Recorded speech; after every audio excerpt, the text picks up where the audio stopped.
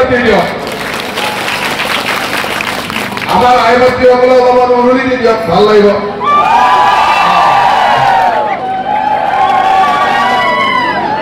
ইমান ছুটিকে দিলে অলপ দীঘলকে দিয়ক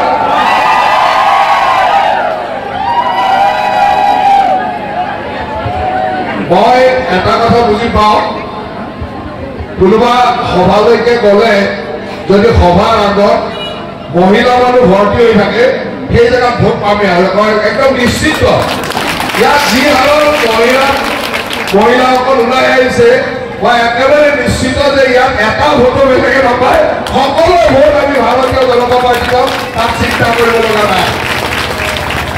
অলপ আগতে মই শিলচৰত নিৰ্বাচনী প্ৰচাৰত ৰাইজৰ যি মৰম আৰু উৎসাহ দেখিছো আমি 100% বিশ্বাসী যে আমাৰ দলৰ আৰু মিত্ৰ দলৰ প্ৰাৰ্থী সকলোতে বিজয়ী হ'ব আজি পলাশবাৰী অঞ্চললৈকে আহিলো পলাশবাৰী নহিৰা অঞ্চলত আপোনালোকে দেখিছে যে চাৰিওফালে বিৰিডি বাট পাবলৈ নাই চাৰিওফালে হাজাৰ হাজাৰ মানুহ ওলাই আহিছে আৰু সকলো এই খিলঞ্জীয়া গাঁও ভিতৰৰ গাঁও এখনত এই ধৰণে মানুহ ওলাই আহি আমাক আশীৰ্বাদ দিছে মই নিশ্চিত যে আমাৰ এই অঞ্চলৰ জিলা পৰিষদ আঞ্চলিক পঞ্চায়ত সকলোৱে বিজয়ী হ'ব আৰু আমি সকলোৱে মিলি এই অঞ্চলৰ তৃণমূল পৰ্যায়ৰ উন্নয়নৰ কাম সুন্দৰভাৱে কৰিম বেহেলগামৰ ঘটনাই আমাৰ সকলোৰে মন চুই গৈছে আমি সকলোৱে মনত দুখ পাইছো ম্ৰিয়মান হৈ আছো আৰু যেতিয়া অসমৰ কোনোবা সাংসদে পাকিস্তানলৈ গৈ মিতি ৰেলী কৰা বুলি শুনো পাকিস্তানলৈকে গৈ তেওঁ 15 দিন কটাই আহে কাকো খবৰ নিদিয়াকৈ তেওঁৰ ঘৈণীয়েকে পাকিস্তানৰ NGOৰ পৰা দৰমহা লয় ল'ৰা ছোৱালী এজন প্ৰাক্তন মুখ্যমন্ত্ৰীৰ ল'ৰা ছোৱালীও ভাৰতীয় হয়নে অসমীয়া হয়নে নাই তাক লৈ শংকা সন্দেহ প্ৰকাশ কৰে তেতিয়া মনটো দুখ লাগে যে এনেকুৱা ধৰণৰ ৰাষ্ট্ৰৰ প্ৰতি অকণো আনুগত্য নথকা মানুহ যে অসমত আছে গতিকে মই এটাই আশা ৰাখিম যে সেইসকল মানুহক ৰাইজে যি প্ৰশ্ন কৰিছে সেই প্ৰশ্নৰ উত্তৰবিলাক দিয়ক যে তেওঁ পাকিস্তানলৈ কিয় গৈছিল